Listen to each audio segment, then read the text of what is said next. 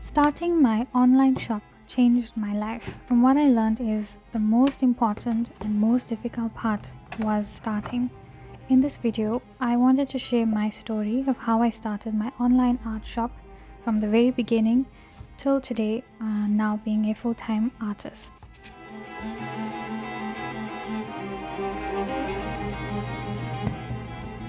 Firstly, there must be a burning reason why you want to start an art business.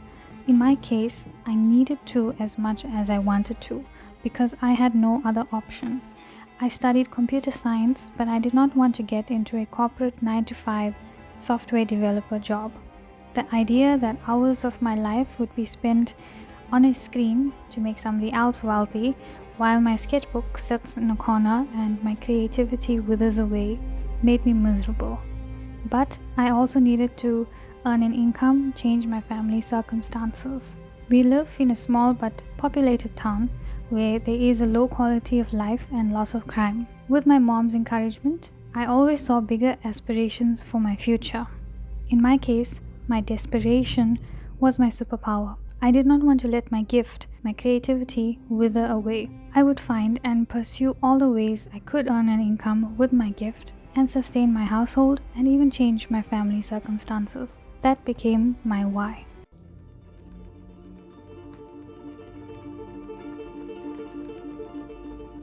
When watching this video, please keep in mind that I live in a third world country with a weaker currency, and all these services and companies such as Redbubble were US or UK based, had dollars in their prices, or were unavailable in my country.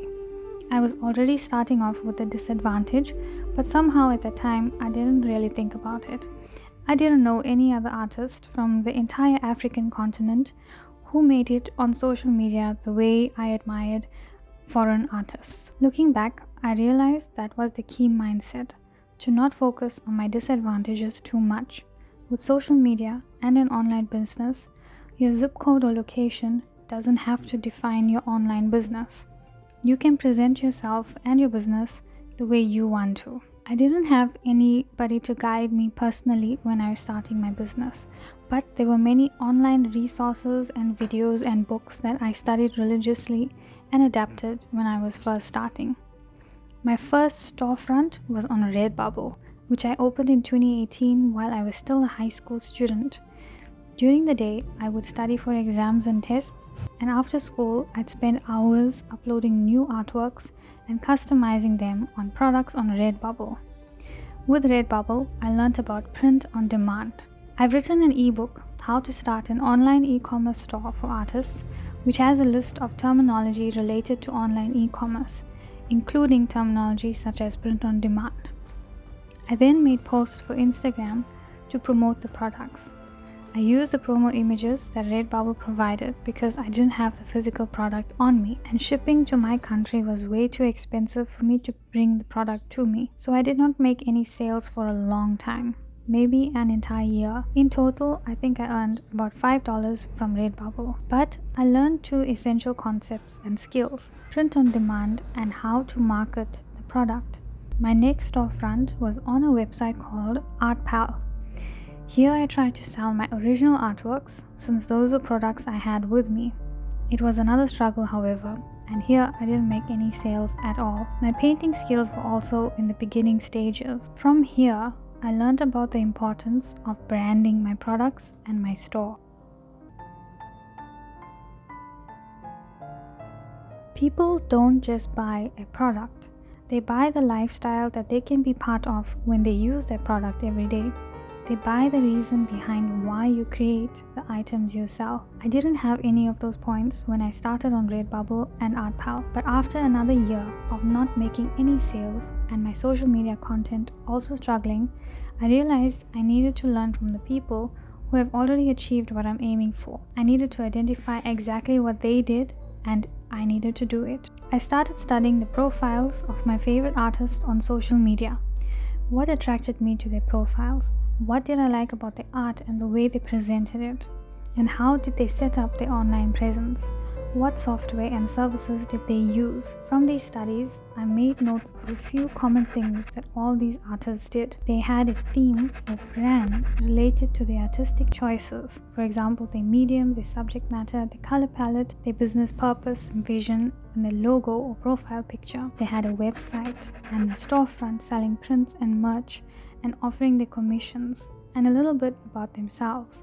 They had some sort of link in bio software. And lastly, all of their accounts on social media and website reflected the same brand and identity. Understanding this, I realized I needed to develop a brand, a unique identity that is easily recognizable, so that when a viewer finds an artwork or a video or a post online, they should be able to identify that it is from me. This took another year or so because it's a larger task than it sounds. It's not as easy as answering a few questions and then having an entire brand laid out. For me, it took many hours of painting and experimenting and making a lot of bad art that I hated to discover what I liked, enjoyed, and gravitated towards. The most important thing is that your brand must be authentic. It must reflect your likes and your personality, because when it does blow up, you are going to continue to be responsible for maintaining that brand. And if it's something you don't enjoy, then your business will fail. So I highly recommend being as authentic as you can. Exaggerate your likes and obsessions and discover as much about your artistic practice as you can. Experiment, experiment, experiment,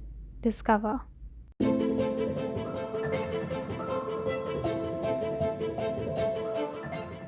From 2021 to the end of 2022, my brand started to grow more recognizable.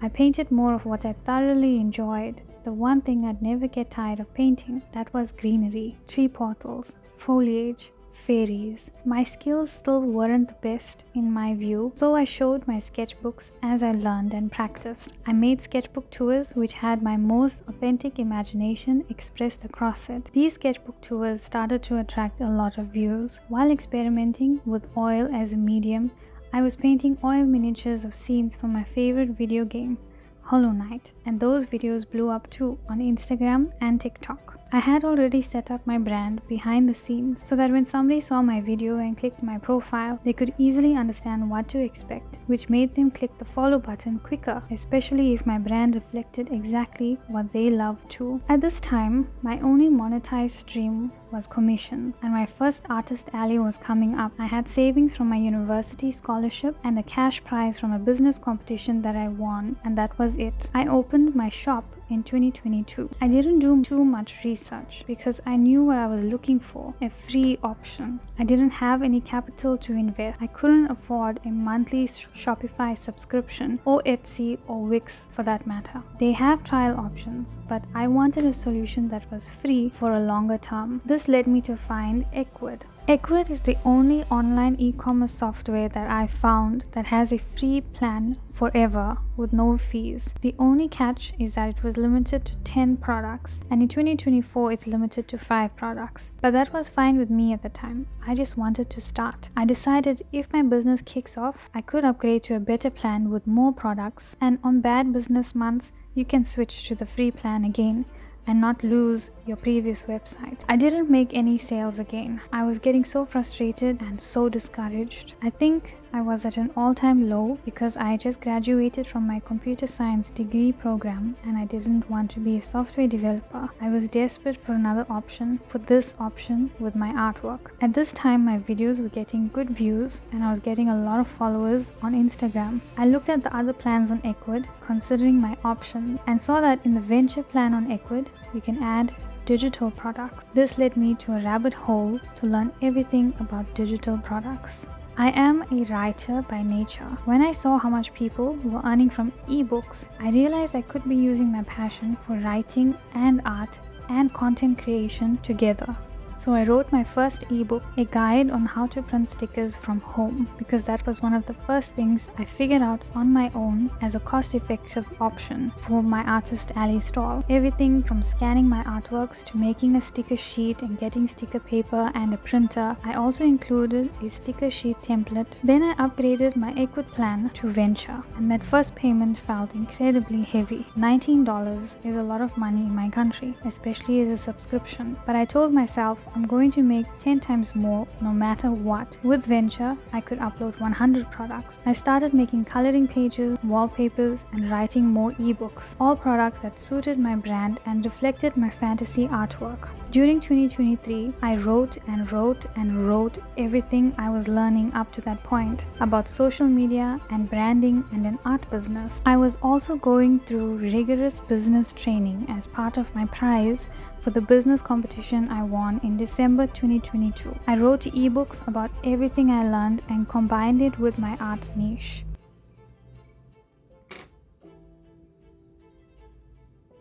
Having an online shop changed my life. 5 years later, in 2024, my online shop has sustained me and my family full time. It is a lot of work, but it's work I enjoy. It's not a 9 to 5, it's actually a 24/7, but I love every hour of it. And that was important to me when choosing this path. And taking a look at its progress made me feel incredibly emotional. I went from having no sales for years to sales daily, with my artwork and writing both my passions. In summary, this 5-year journey has taught me so much. This video is just 1% of my journey. It's not all fun and games. There are less enjoyable tasks which comes with being a full-time artist. For example, being my own administrator, accountant, marketer, customer care management, and every other role. But I am of the mindset that this is a welcome gift. And I'd rather have these problems coupled with fulfilling work than that 9 to 5 that I dreaded.